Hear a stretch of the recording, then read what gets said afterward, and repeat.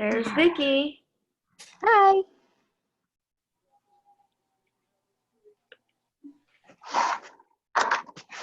Man, Rose looks really comfy over there. Does she? I can't see her since you changed your views, but it's all good. Here, I put Oh, you there on you my are. TV screen, so now I can sit back in my chair. I've been running around all day, so I was work out. That's good. So I can see that Jen is recording this, which is super awesome. Yes, because I know that always there's people who can't hop on live, and that way if people come in late, they can always catch up or what have you. Awesome. And I was a little bit late last night sharing it into Jerry's group, and I know he's got some people that are interested. So having the ability to share the aftermath with him would be great. Right? Okay, so I want to honor Jen's time because I know she's super lady. For those of you who have not met Jen in studio, she came in a couple of times last year and did some coaching sessions with us as well. I met Jen through the chamber, I think maybe initially, or through networking. We tend to network in the same circles, and currently we belong to a networking group together called Network in Action. Jen is an international best-selling author, a transformational coach. She works a lot with business owners, but also individuals. She's got a magnificent coaching team that also includes her husband, David, who coaches more in the technical side. Like his realm of coaching is really professionals like Jason, engineers and things like that, in a little bit of a different aspect.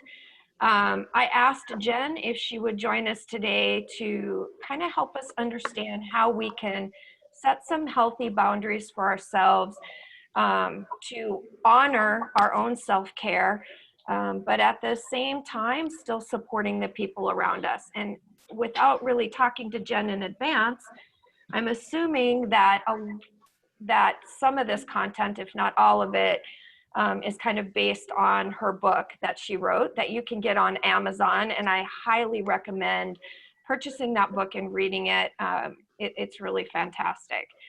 So without any further ado, I am going to mute myself and turn everything over to Jen and let her take it away. Welcome, Jen. Thank you. Thank you.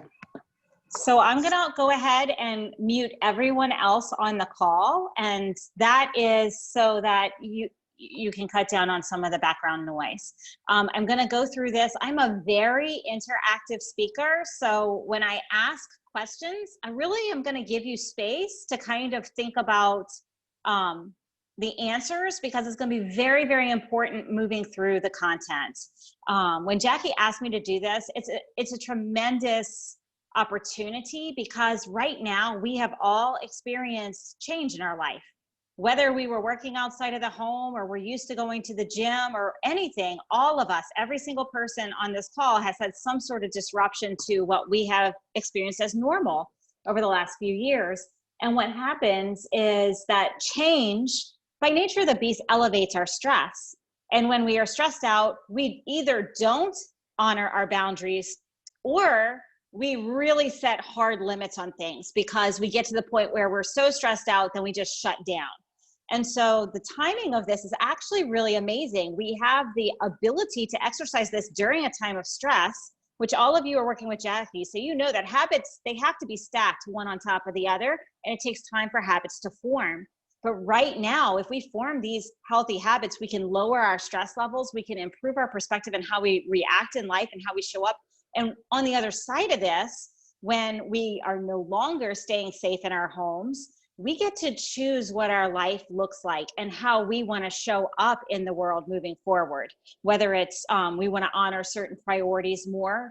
And so this is actually kind of a gift. I'm excited to be able to deliver this to my own local community, because I have shared this topic internationally. I've been on 4 continents. I've been in 40 states with this. And so it's really exciting to be able to give this to you, because you guys you're my home and my family, because this is my community. So thank you for having me.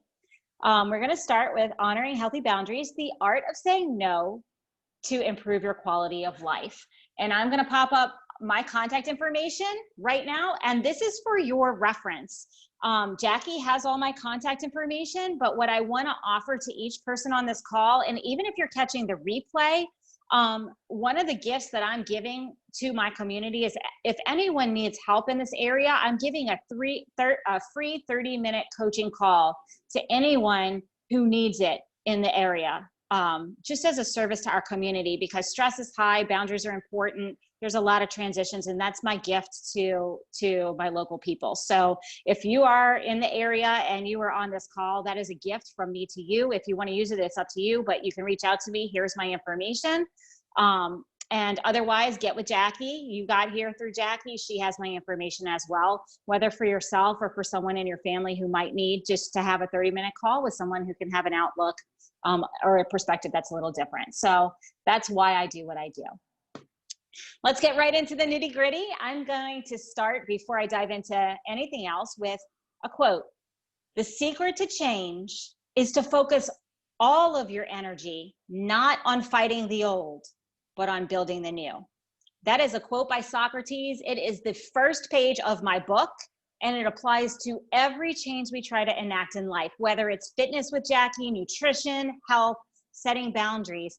If we focus on what it is we're going to build, we're going to be so much more successful. Very wise words across the years. So we intrinsically know this, but why don't we set and honor boundaries?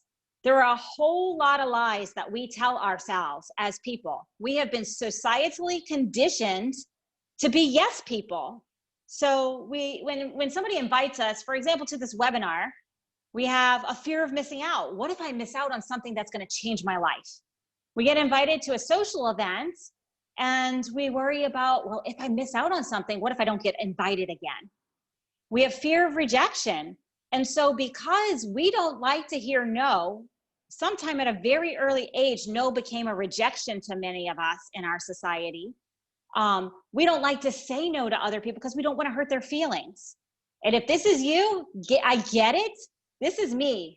My story was I was in sports medicine for 20 years and I gave and I gave and I showed up for my clients and my patients and my fellow coworkers. I ran a practice, all my staff members. I worked 70, 80 hours a week.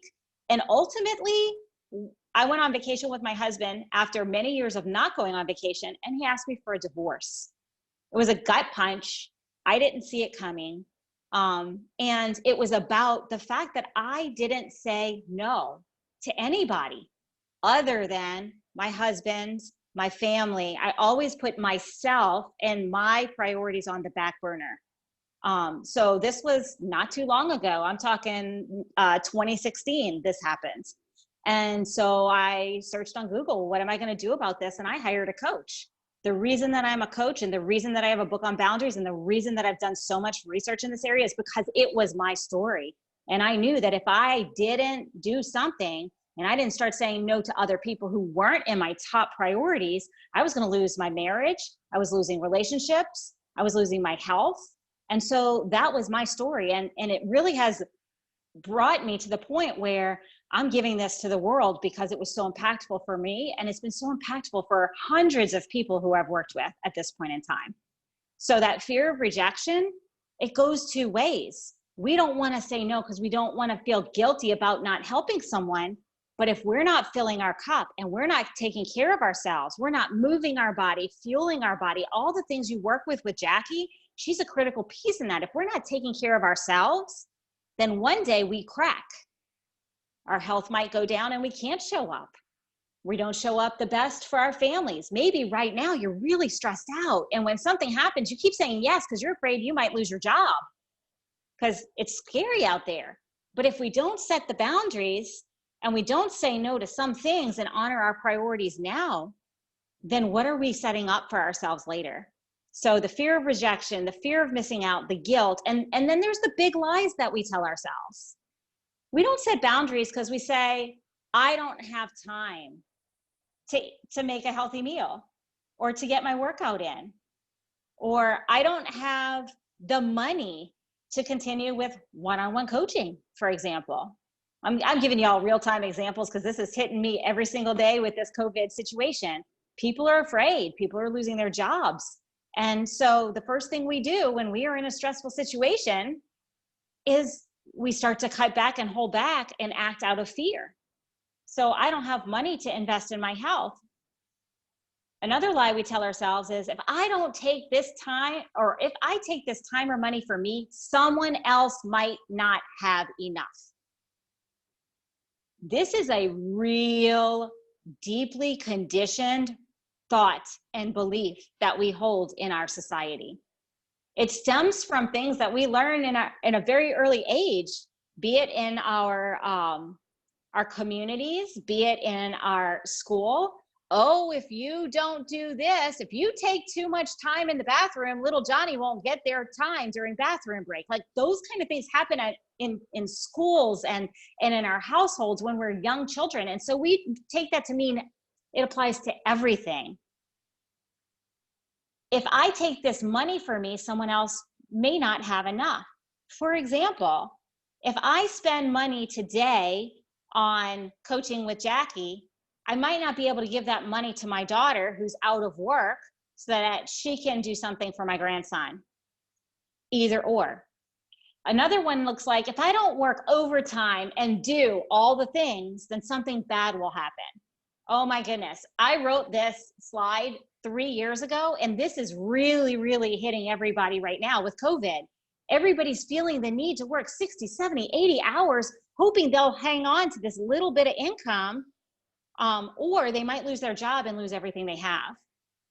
So that catastrophic fear. And finally, this is the big kicker. It's selfish to take care of myself. It's selfish for me to honor my priorities, because then I'm not thinking about everyone else. And I see that on this call, at least, it's predominantly women. This is a real thing that all women that I have ever encountered, this thought goes through our head, because we're nurturers. We're used to doing all the things. Okay, maybe we own a business, or we work outside of the home, and we take care of the kids and take care of the grandkids and take care of our spouses and handle the household and make all the meals and do all the things. And so when it comes time to take a bubble bath, we're like, I don't have time for that. It's selfish if I take a bubble bath, because what if my kids need me in those 3 minutes? Like, these are things that as women in this society, we are trained to put ourselves on the back burner. But the reality is, when we start to honor our priorities and to take that self-care time for us, then we have more energy, we have improved health, we have an improved positive outlook, and that impacts everyone around us, our spouses, our families, our friends, and everyone we come into contact to. So those are the reasons we don't tend to set boundaries. And so what happens to us? What happens when we don't set boundaries? So here we are thinking it's selfish if we take care of ourselves, if we set the boundaries, we're saying yes to everybody because we're feeling guilty if we say no. And we become known as the yes man or the yes woman. We're like a doormat. We feel like people take advantage of us. Well, that's because we've let them. We've never told anybody no. So of course they keep pushing. You ever heard the phrase, if you give an inch, they take a mile? Like that's this completely. What's happening is we're putting everyone else's wants and needs above our own, and we're sacrificing our health, our fulfillment, our happiness. We're feeling overwhelmed because we've got 50 million things that we're responsible for. We've bitten off more than we can chew, and then we stop dropping the ball. Yes, Mom, I'll come over and fix your light bulb. 3 days later, Jen, you never fixed my light bulb. And then I feel bad because I didn't show up, right? These are the kind of things that happen because we say yes to all the things, and then sometimes we forget. It might look like we're working overtime or we have really poor work-life balance. In healthcare, this is particularly a challenge, but also anybody in a nurturing type field, because we are there in service and we get called to medicine, or like what Jackie does, any of the things that we're called to do that because we want to help people. And so we feel that guilt that we were talking about earlier when we say no or we draw that boundary. And as a result, we basically have no time for what really matters to us. We don't have time for what brings us joy and satisfaction. And we even don't have enough time to get our essential rule requirements done. Like, I need to make dinner, and all of a sudden it's 10 o'clock at night because I forgot all about dinner. I was doing all the other things. It's not a pretty picture. And even worse is what it feels like. So we know that we're not setting a boundary if you've ever sat in a get together or attended some event and you're sitting there thinking, man, I wish I had said no to this. I could be 10 other places. I can think of 15 other things I'd rather be doing than this. Then you didn't say no when you needed to. That's a clear indication. If you're feeling overwhelmed, it's usually, that's the biggest sign that you're not setting effective boundaries. Resentment. So this is one I really want to dive into, because with COVID, we're all stressed out. We're stuck in a house, some of us with our spouses who we're used to not even living with half of the time because we both travel, or whatever it is. We're working out of home, we're doing all the things. Maybe we're homeschooling our children or our grandchildren. Maybe we have other things going on and we don't have an escape.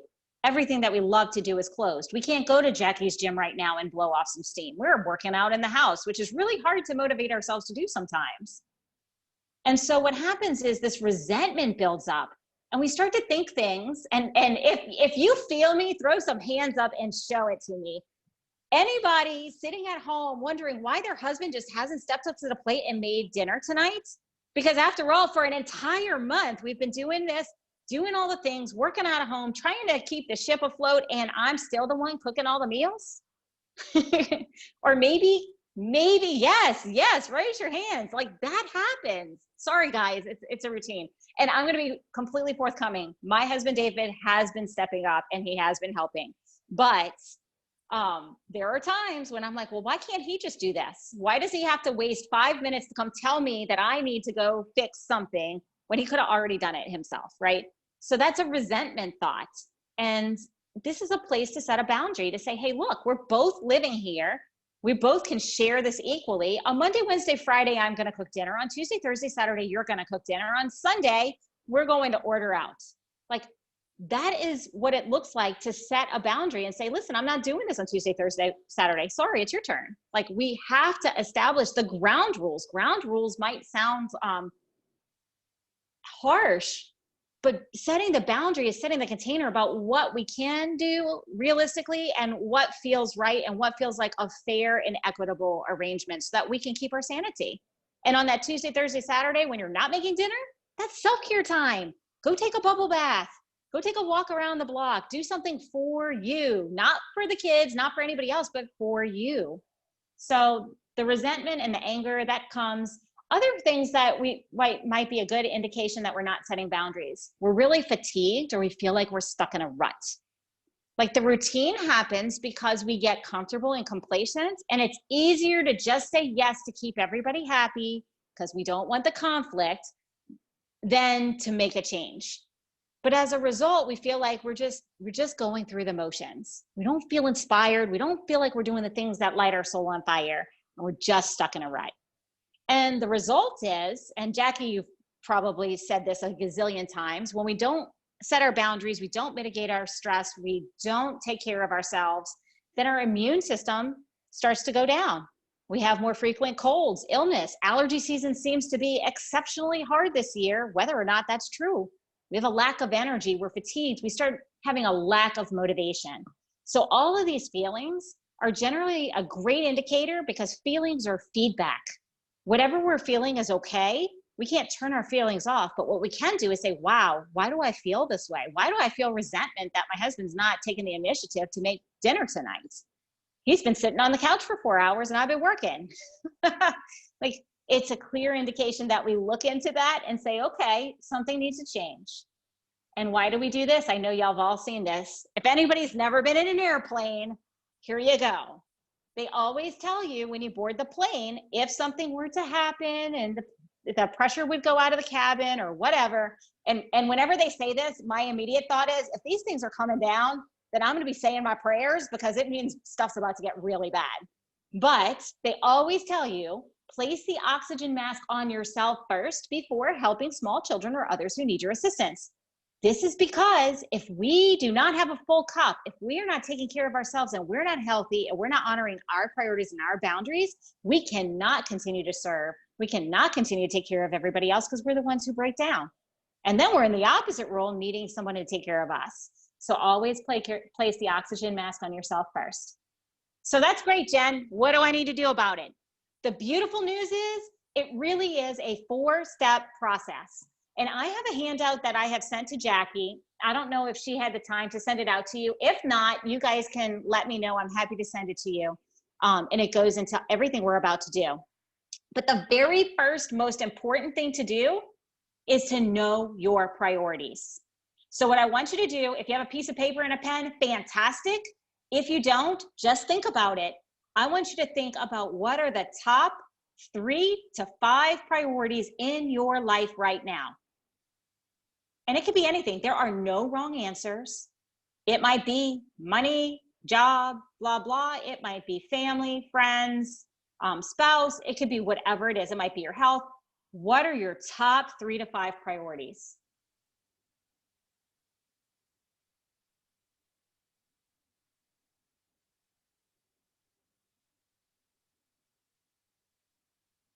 So once you know your top priorities, then everything else is a matter of balancing those priorities, setting up non-negotiable time for you to meet those priorities. So for example, if quality time is your love language and you need to spend quality time with your spouse and quality time with your children for you to feel fulfilled, then you put that in your calendar first, if that is your number 1 priority.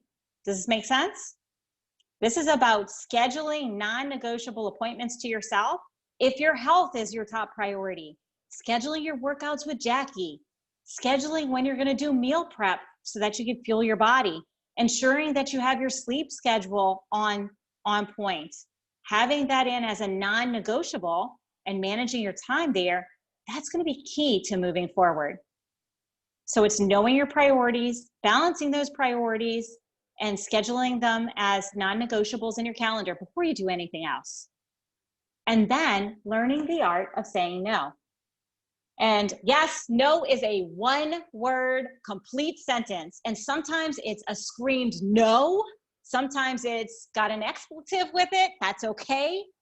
But a lot of times saying no has an art to it. We can say no and have it be a relationship builder and have it give value and be from love and service rather than it feel like a rejection. And we're going to go over that today.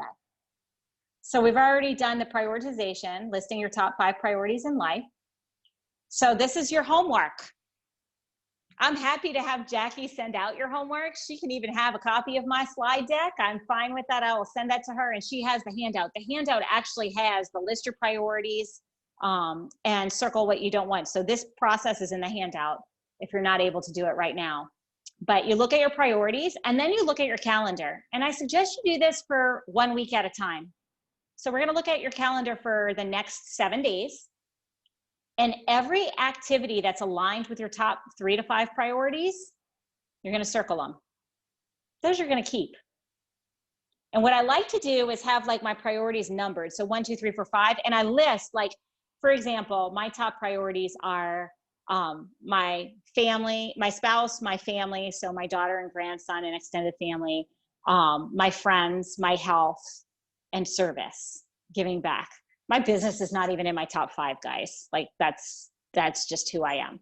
So I look at that and I make sure that each of those 5 is in there. And then everything that I do, like if I'm on Easter Sunday, I saw my daughter and my grandson and my husband, and we took my grandson fishing because my daughter is pregnant and on bed rest. So he's not really getting out of the house unless Diddy and I go take him. So we went and we saw Alexis and Jude. We had quality time with both of them. I had quality time with my husband. So I was meeting a couple of priorities, my family and my spouse priorities. I was also meeting the health priority because I was getting vitamin fresh air, exercise because we walked to the pond, went fishing, and then walked back. So it was meeting 3 of my priorities. So that particular appointment in my calendar had 3 numbers next to it. So 1, 2, 3, 4, 5, your top priorities, look at everything in your calendar. Which of the priorities does it meet? This is going to help later with your balancing. Then all the activities in your calendar that don't meet your top 5 priorities. And the homework for you today is to cancel one, just one of those activities that does not align with your top 5 priorities in life. Just one. We're going to start with one. Remember we talked about habit stacking and how it happens in small doses? Saying no is really hard. We're going to say no when you look at your calendar, the one thing that is the easiest for you to say no to, the easiest thing for you to cancel, start with that one. And here's the kicker. In that space, that beautiful white space in your calendar that now has been freed up because you canceled something, that is for you. It's not for you to put in time with somebody else unless that's what you need. Like if you haven't seen your spouse for anything fun in the last 4 weeks, all you've been doing is being at your throats, and you feel like that part of your life needs nourishing, then you schedule a date in that time because you need that. If you have not had 2 minutes of peace and quiet because your spouse is in your ear every minute and your kids or grandkids are in your ear every minute and you're doing all the things, then that's space for you to have a moment of reflection. And you don't put anything there. Maybe you just go outside and you take a few deep breaths of fresh air. So whatever needs to be nourished in you to fill your cup, to make you feel energized, that's what's allowed to be put in that new space, even if that means taking a nap. Does this make sense to everybody? Okay, so hands up. Who can do this? Who says this can be, this is doable? I can cancel one thing, say no to one thing, and put something in its place that I'm gonna love. Awesome. So that becomes a non-negotiable space. And now what you're gonna do to build on that is next week you're gonna cancel another thing. But it's two-sided. If we always only look reactively at our schedule and we never start a proactive approach, then we're gonna constantly be in this loop. So the next step, once we've got that canceled, is to look at the blank canvas. What an amazing opportunity. We are in a COVID crisis. Our life is disrupted. We have a blank canvas that we can really dive into this later because this is a lot of information. And usually it takes time for this to sink in, and I get that. You'll have time for this. You'll have a handout that you can give yourself some space, but reflect on what is it that you want to leave behind? What are you not doing right now because of this disruption? And you're actually okay if that stays gone. What an amazing opportunity to not let that come back when they say, okay, everybody, you can go out again. And it could be anything. It could be, man, you know, that one friend who really just sucks your energy every time, but you have an ongoing coffee date with that friend. Maybe it's okay for you to love that friend from a distance and not go have coffee once a week once this lifts. That's okay. This is an opportunity to shed anything that's been toxic or anything that has felt like an obligation and not let it come back. We'll leave that in the pre-COVID, because post-COVID, we are going to be honoring our priorities and moving forward. We're going to set boundaries. It allows us to close the gaps. So when you're reflecting and you're thinking about the things that, like that friend at the coffee house that just is an energy vampire that we're not going to bring back, wow, that gives you some empty space. And what will you do with that space? It might be that that space is going to remain space and it's going to be for you. And it might be that, you know, I've always wanted to give back more in my community. I'm going to volunteer for Meals on Wheels or something along those lines. Closing the gaps in your priorities means what priorities have been on the back burner? Has it been your health? Has it been quality time with your spouse? Has it been I haven't been on a date with my spouse in 6 weeks or 6 months or 6 years? Has it been that we haven't been on vacation and it's really impacting us now that we're having to live together 24/7 and can't escape? Like, what are the gaps in your priorities and what needs to happen? And it's a beautiful time to establish the new habits. So I'm going to give you another one of my favorite quotes, and it's, your capacity to say no determines your capacity to say yes to greater things. So here you go. What do you want your days, your weeks, and your months to look like moving forward? Our blank canvas is there for us. It gives us an amazing opportunity to say, okay, what's important to me? I want to see my grandson every single week. I did this for years, and then I traveled all over the world the last 18 months. And the reality is I didn't get to see him every week. So moving forward, what I'm leaving in the past is not getting to see my grandson every week because he's important to me. And he's not going to be little for long. So my travel is going to look like I'm only willing to travel for work on these days because my Fridays are going to be for Jude. Period. End of story. at least until the school year starts next school year. And then I'll have Saturdays for him because that's my priority. So what does your priority look like? What do you want your days, weeks, and months to look like? And the reflection that you have right now in any of the empty spaces, because COVID's given us some of that, instead of Netflix and chilling, maybe you take some time to learn what it is you really want to be doing with that time. And here's where the art of saying no comes in. So it's really simple. It's a formula. Feel free to screenshot it, write it down, whatever. Like I said, Jackie, I'll give you my slide deck and you can hand this out. The formula is thank you. No matter what anybody asks you to do, if they're asking for your help, if they're inviting you to something, thank you. Gratitude. You guys have heard it before. I know Jackie preaches it. I preach it too. The power of positivity and gratitude is huge because it takes a negative mind to a positive mind. Negativity and positivity cannot coexist in the same space. So the way that we keep a no from immediately feeling like a rejection is we thank the person for asking for our help, or thank whoever's inviting us to something we don't want to go to. Thank them for the invitation, for thinking of us. So thank you. Then validation. Every human being on earth has a need to be heard. Everybody has that need to be heard. We need to be witnessed. And so when somebody invites you to something, or when somebody asks for your help, validating that they have a real need, even if it's somebody who can do something darn well on their own and they're just being lazy in your mind. Thank you. I hear that you need help changing your light bulb, Mom.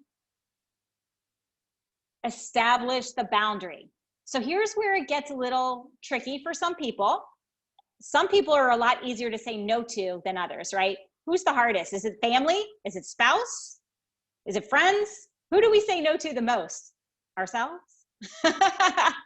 So this is where we decide that when we need to step back and start practicing no, anytime somebody invites you to do something or asks you for help, you immediately press pause.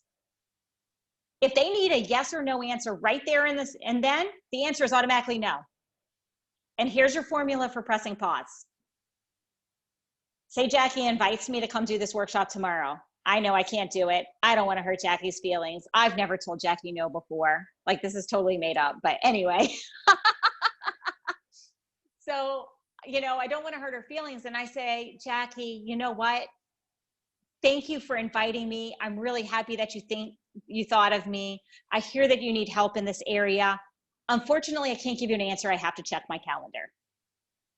And you leave the situation, because what that does is it gives you spaciousness and you're no longer in the emotion of the conversation, whether she called me up or we're FaceTiming or we're in person and she asked me to do something. I'm sorry, I'm going to have to check and make sure I don't have any other obligations. I'm going to have to check with my husband.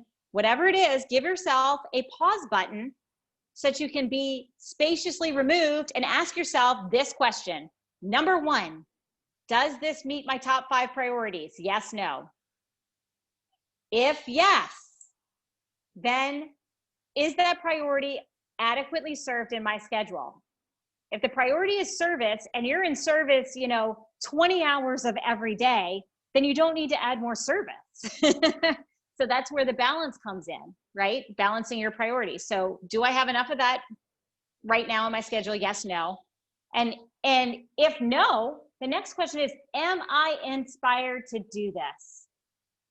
Am I inspired, or do I feel obligated? Because when you ask yourself that question, you get a pretty clear answer. And if you're not clear on what inspired versus obligated is that's that event that you go to and you really wish you had not gone, but you just kind of said yes because you were guilted into it, and you could think of 10,000 other things you would rather be doing than being at that event. Understand? That's obligation. Inspiration is, holy crap, I'm super excited to be here. Kind of like when Jackie asked me to do this. Yes, of course, I get to serve my community in my favorite topic. This is what I've dedicated my life to doing, is helping people, business owners, individuals, learn how to say no, set boundaries so that they can actually love their life, because I believe each one of us deserves that. I believe each of us has a right to love our life, and that we should be able to show up 100% in all our gifts, and give what we want to the world.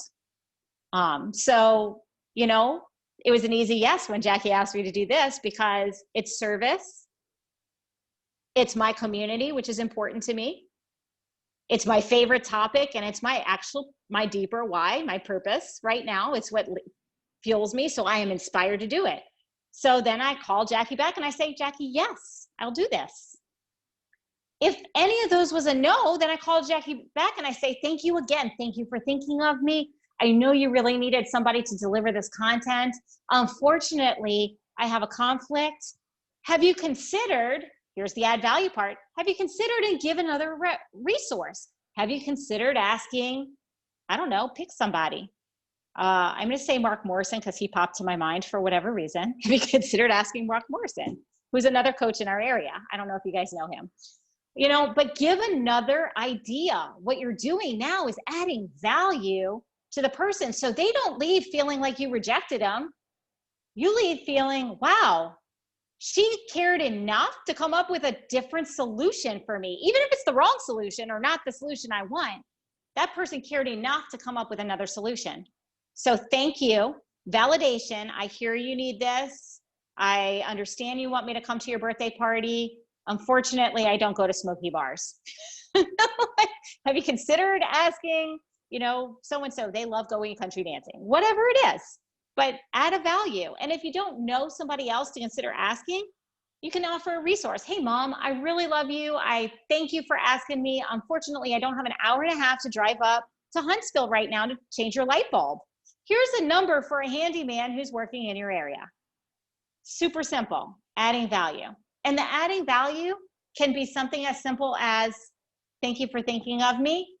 Please invite me next time. So those of us who have a FOMO going on, thank you for thinking of me. Unfortunately, I have a conflict, but please keep me in mind the next time you have a party or the next time you need somebody to come speak for you. So has everybody got the formula down?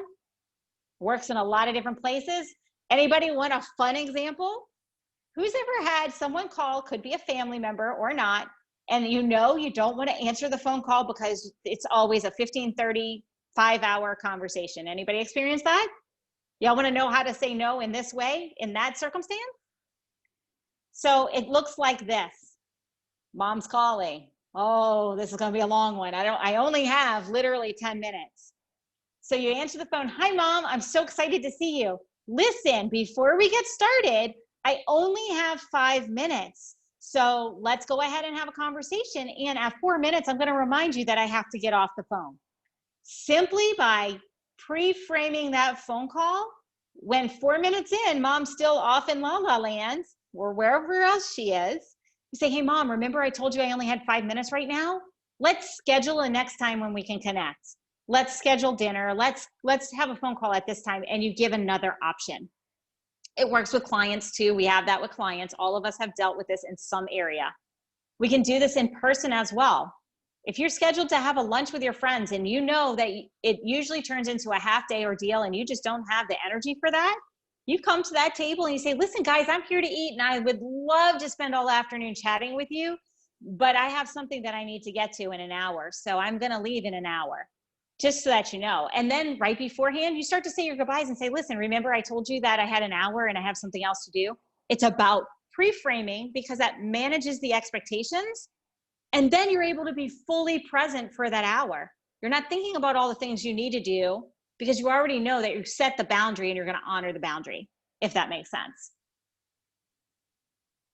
So here's my third favorite quote. Focus is about saying no. Steve Jobs said that. And it applies to so many things. And I like to add to it that saying no is actually saying yes to something that's more important to each and every one of us. Saying no is saying yes to you. And for anyone who is having that little, oh, but that's selfish thing go in your mind, remember we addressed this. It's actually selfish for you to say yes to everybody else because what happens is your health suffers. You don't show up 100%. You have anger, resentment, anxiety, instead of showing up excited and inspired and ready to go. So you're not bringing your best to the situation. So saying no is really about saying yes to showing up 100% present all day, every day, and saying yes to what inspires you. Hopefully this was valuable. I'm going to stop sharing my content now. Remember what our action steps were, because me talking about this is completely pointless if you don't actually take action. So we were going to establish our top 3 to 5 priorities. We were going to look at our calendar and cancel one thing, just one, the easiest no. We're going to cancel one thing that doesn't work for us right now and isn't in alignment with our priorities. And that space is for us to fill in something, to nourish a part of ourselves that we need nourishing. Whether it's taking a bubble bath, taking a nap, going for a walk, having a date with our spouse, whatever needs nourishing, that's the only thing allowed to go in there. And moving forward, we have the formula for saying no. And before I open up for questions, the best thing that you can do in reflection, moving out of this, is to brainstorm what is going to get in my way. What are the stories, the big lies that we talked about in the beginning? What are the stories that I always tell myself? Oh, well, I'm going to miss out. Like, is it fear of missing out? Oh, I'm going to feel guilty. Oh, it's selfish if I take care of myself. What is the story that you tend to tell yourself? And the next time you tell yourself that story, what are you going to replace it with? Because when you're not in the instance where you're having to say no, or you're having to draw a boundary, or you're having to enforce a boundary, the best time to learn how to stick to your guns and actually start making this a pattern and a habit is to know what you're going to answer yourself with when that mean girl in your head says, oh, it's selfish if you do that.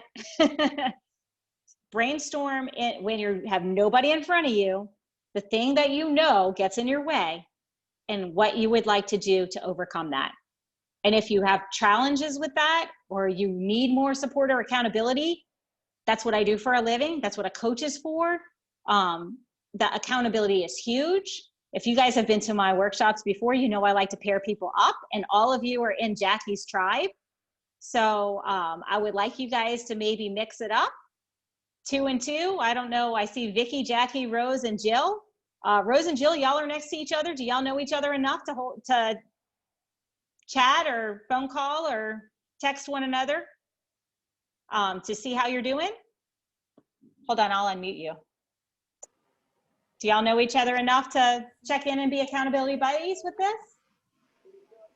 I don't know Rose. Yeah, we don't know each other. Yeah, they I haven't treat it gone to the different same times. classes. Yeah. Oh, Yeah. So do you guys know Vicky? Either of y'all know Vicky? Yes. Yes. Everybody Okay. knows Vicky. Yes. Okay, so one of you guys pair up. Why don't Rose, you pair up with Vicky, and Jill, you pair up with Jackie. Do y'all know each other? Yes. Perfect. So you're accountability buddies. And I know you're familiar with this because you work out with Jackie. And when we have somebody else other than ourselves to report into, we actually have a little bit better support. We have a 63% more chance of making this a habit. If you work with a coach, you have a 98% chance of making this a habit. That's science. And I'm sure Jackie has given you those numbers before. I'm also a coach. I'm a life coach. It's a different kind of coach, but yeah, those numbers don't lie. That's a tremendous body of research. So Rose, you and Vicky touch base. And the way I like to work accountability is once a day, touch base. Did you cancel your appointment? Yes, no. The next day, if that answer was no, did you cancel that one appointment? Yes, no. When that answer is yes, great. Did you say no to something today? And just touch in. It could be a text message or a phone call. Touch base every day. I like people to hold people accountable for 21 days because it could take that long for it to start to sink in for some of us, actually even longer. But for the first week, touch in every day, and then touch in once a week for the next couple of weeks. How are you doing with saying no? How are you doing with setting boundaries? And take it one step at a time. So you guys have an amazing process. You're going to brainstorm how to set yourself for inevitable success. You've got accountability. You've got a process. As Jackie mentioned, I have a book that goes into detail with this. I also have a course that goes really in depth with this as well. And I'm happy to have a 30-minute conversation with anybody if you need a little bit of one-on-one support. So, questions? No, you gave me a lot to think about. Mhm. A lot to think about, Rose. Yeah. Yeah. So just kind of for my benefit, Rose, I want to ask you from the presentation, like when you saw the title of the presentation today, what was the driver to bring you into this? Like from knowing what's going on in your world, you know, what did you hope to come away with by participating? I guess mainly how to cope with this situation that is all unique to us. I mean, never before we experienced this long term, and just about more information about how to deal with it every day. Okay. So do you feel like you got some things out of this that you can apply to this situation right now? Oh, definitely. Yeah. I definitely like the part about getting rid of something toxin and trading it for something positive. Beautiful. Jill, how about for you? Yeah, I think I just it's just, you know, my husband and me, but it was on Friday where it just kind of got to me about because I was thinking about my mom being, you know, so secluded, she can't have any visitors, and of course I wouldn't be there because I'm so far away, but yet you know, thinking about, well, I've made reservations for the end of July, but am I going to be able to go? Or if I go, are they still going to be locked down? And so just thinking about all that stuff, and then not being able to, like, I went out to get something, and I went by Barnes and Noble, and I was like, I can't go in there, you know, and I like to go in there and just, you know, wander around and look at things, go back and look at the books, and I think, well, why couldn't we be in there? That it's never crowded. I don't ever have anybody within 6 feet of me in there. And so and I was just irritated about everything. And I snapped at Robert a few times when he didn't do anything. And I was texting my sister and about it. And so it just all kind of, you know, but I just prayed about it and, you know, said, hey, we're in this. I can't change it. So just get a grip. You and, know, and I have been better. It's been better, you know, since then. so, you know, all of us are going through this. And Mhm. this is another topic that I've been speaking to tremendously is the stress of being pretty much, we're on house arrest, right? Yeah, We're all on yeah. house arrest. And one of the simplest things to do when you feel like everything is out of control, because that's really what was happening. Mhm. That inner 3-year-old was going, no, Yeah. I want to go and see the books. I want to do this, right? When we get told we can't do something, then our inner child rebels, like Mhm. in a big way. Yeah. And we generally lash out to the people we care the most. So the boundaries Mhm. it's a boundary with ourselves, and it's also a boundary with our spouse, because as you realize, living with your husband, I'm in the same situation. It's my husband and myself. And what's happening is all of our stresses, we subtly take out almost passive aggressively, or really it's not, because we don't even realize we're taking it out on one another, but there is no one else present. So when I'm stressed out, he feels it. When he's stressed out, he feels it, and it escalates over time. And the most amazing thing we can do when we feel that way is to take that spacious breath, go outside, and think about what are the things that I get to do. Not the things that I can't do. What are the things that I get to do? Yeah. And if you can't get there right then and there, setting a timer for a minute and writing out everything you're grateful for, like, holy crap, I've got a roof over my head. I've got toilet paper, you know, like what are the things that we're grateful for? And then shift at what are the things that I get to do? Because our routines in our lives are disrupted. But when we start to establish a normal routine in this new normal that we're stuck in, the human body loves routine. No matter how much we tell ourselves we don't, we like to float with the wind and we don't want to follow a schedule. Our bodies crave routine. We get to choose our routine right now. So start thinking about the things that you really love and you haven't incorporated in a while. Maybe you haven't read a book in a while and you're looking at, I can't go to Barnes and Nobles, but I have books at home. you know? So, or you can still Amazon Prime is delivering next day for me. So what are the things that you get to do? I've always wanted to learn the violin. I'm going to get a violin, like whatever it is. And focus on the things you get to do and start to incorporate those into your day, because that way you're no longer, I want to say, irritating or poking the bear of that little inner child who wants to rebel because we're being told to stay at home. It's making, it's making lemonade basically out of what we've got.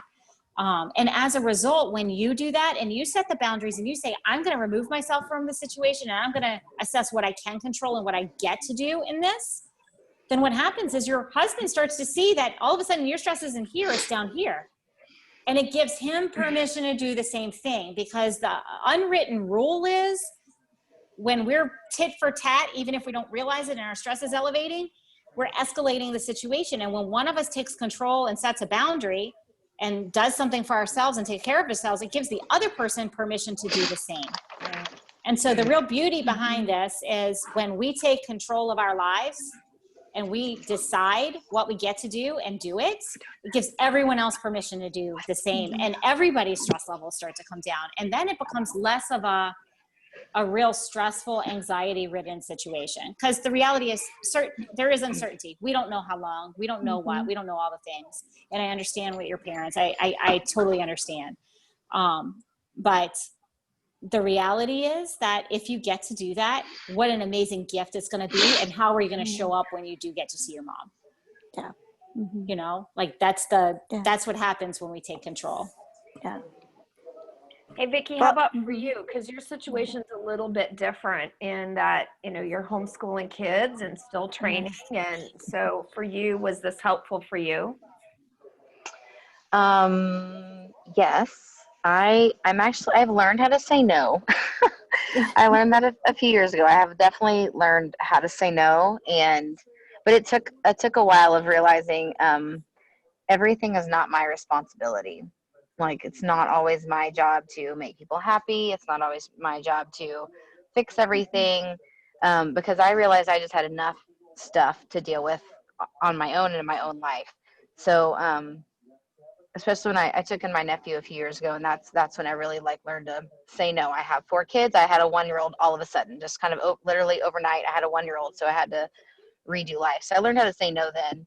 But I am thinking about some clients that I have who have, that made 4 kids in my family, but one of them was older. She was in high school, very self-sufficient, and then it was a 1-year-old, 4-year-old, and 7-year-old, I guess. So 7-year-old is kind of self-sufficient too. But I'm thinking about my friends who have 5 and 6 children, and either like the one with all boys, and that I don't know how to deal with 5 boys that are going crazy all the time, or 6 children, and like a bunch of them are under, 8 years old, I guess. So I was just wondering what Jen's perspective would be on how do you say no to all of those children and not feel guilty? I have an idea of I've taught my children to be independent as soon as possible. My 9-year-old makes eggs. My 11-year-old makes eggs. They're making breakfast. They know how to make their own meals. I was just so thankful when they were all potty trained and I didn't have to go in there all the time. But when you have a bunch of kids, how can I explain to them or help them to say no and not feel guilty about it? That would be my big question I have right now. That's a fantastic question. And mom guilt is a real thing. But the other side of this, I would just ask them this question. Is the world going to burn down if you take 5 minutes to yourself?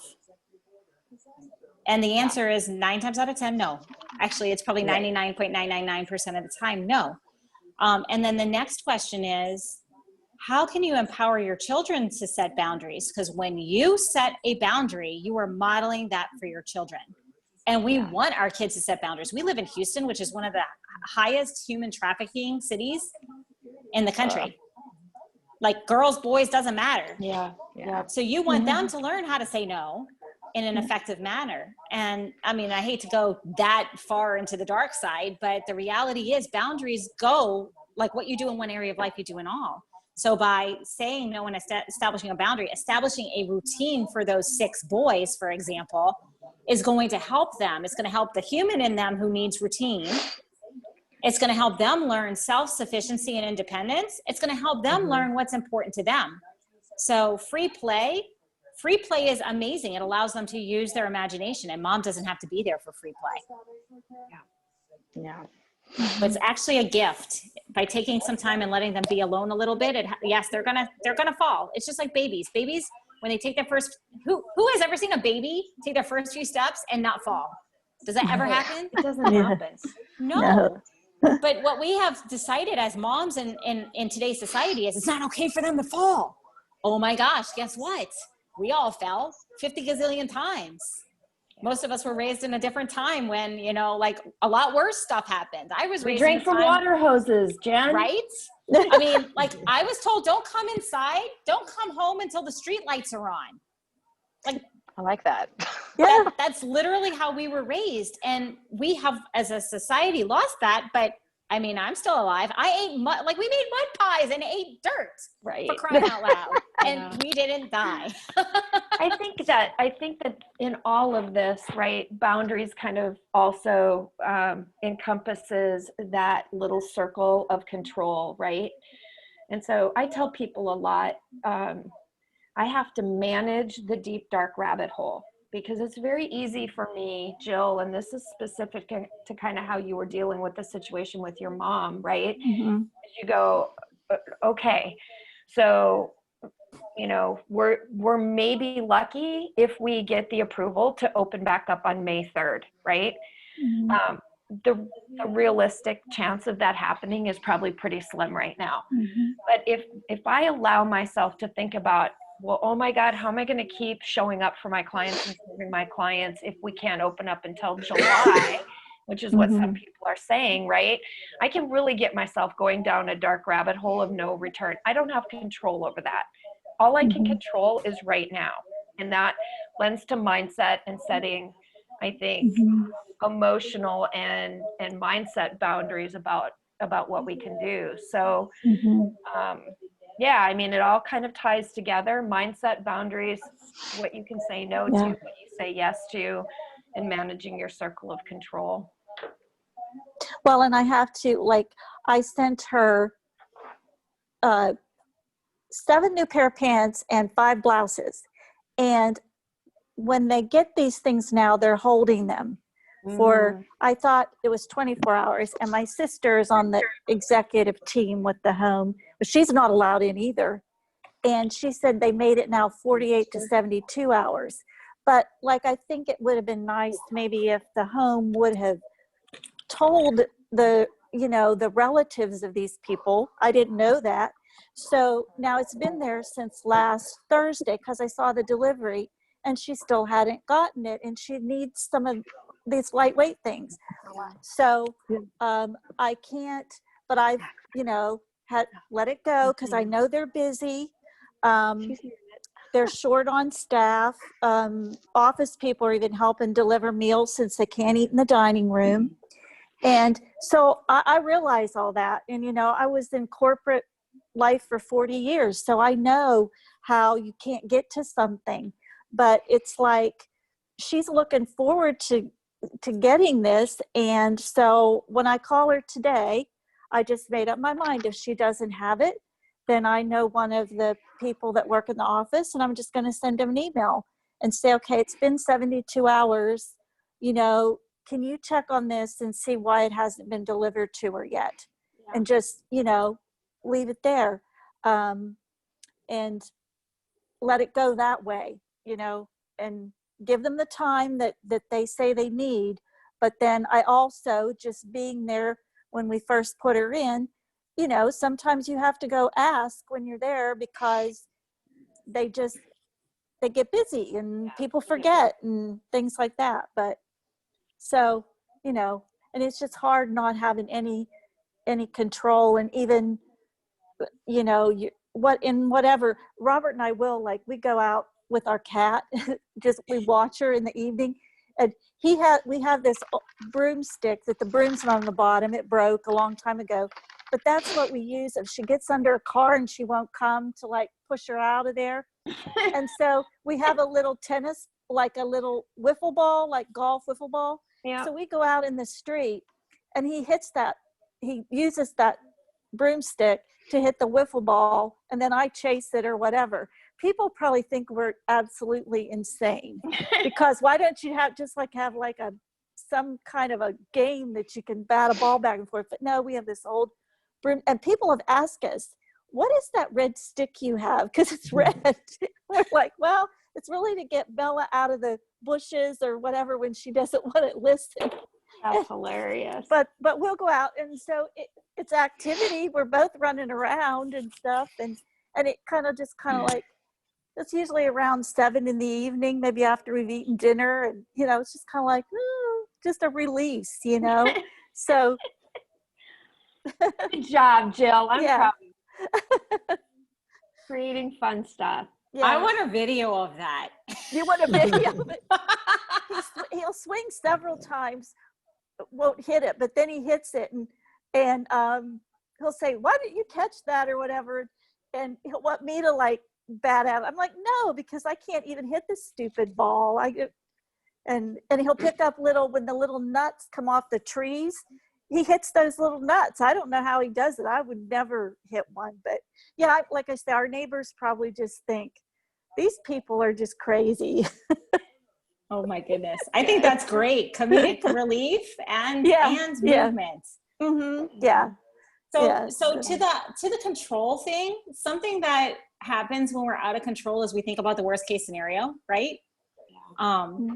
Something that's been very helpful for my clients, and it's something that I practice as well. It's when you're thinking about the worst case scenarios, think about how many times in your life the worst case scenario has actually happened. Has it ever actually happened? Have you ever died? Because that's the absolute worst case scenario, right? You died. Right. And did anybody on this call ever die? I'm going to assume not because we're here, right? So we think about the worst case scenario, and then my immediate pattern interrupt is, but did you die? No, I'm not going to die. I'm still going to live, and there's another day, right? And so then you shift to what's the absolute best case scenario? Well, the best case scenario is, in your mom's instance, is you're going to ask the request. It's going to be handled. It's going to exceed your expectations, and everybody's going to be happy, and everything's going to work out peachy keen, right? And then there's a most likely scenario that's somewhere in between, right? Yeah. Mm-hmm. And so what is the most likely scenario? And if the most likely scenario is something that you can live with, which you're not dead, so you can live with it, right? Yeah. Then 5, 4, 3, 2, 1, go. Take some sort of an action that's going to get you going, whether it's to send the email, whether it's going to reach out, whether it's to go ahead and, accept that, you know what, we're not going to die right now. Right. So life's pretty That's good. I told her the other night.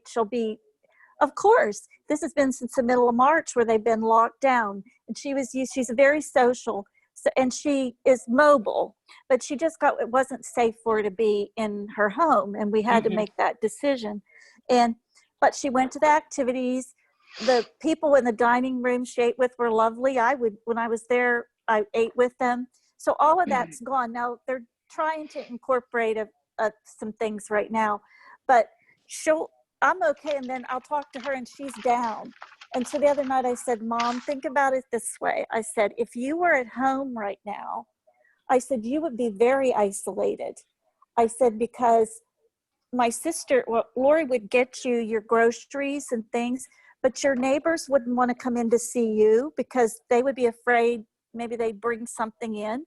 So, and you have no car. So I said, you would be there by yourself. And I said, I think you would be very, very depressed. I said, there, you get 3 good meals a day. I said, you don't have to worry about finances. We don't have to worry because you're getting very good care. And by the time we got off of it, she felt better. But she's just, but sometimes I think it's, I understand why. And I think about nursing homes all over.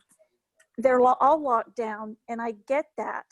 But when even family can't go in, it's like you need that with your family and on Zoom. But my mom she has a flip phone, I can just call her. I can't even send her pictures or anything. So that's what's hard. But yet if my sister can she'll send to one of the nurses a video, like she has a new 2.5-month-old grandbaby, and that nurse will take it in and show it to my mom. Oh, So that's nice. we are able to do that.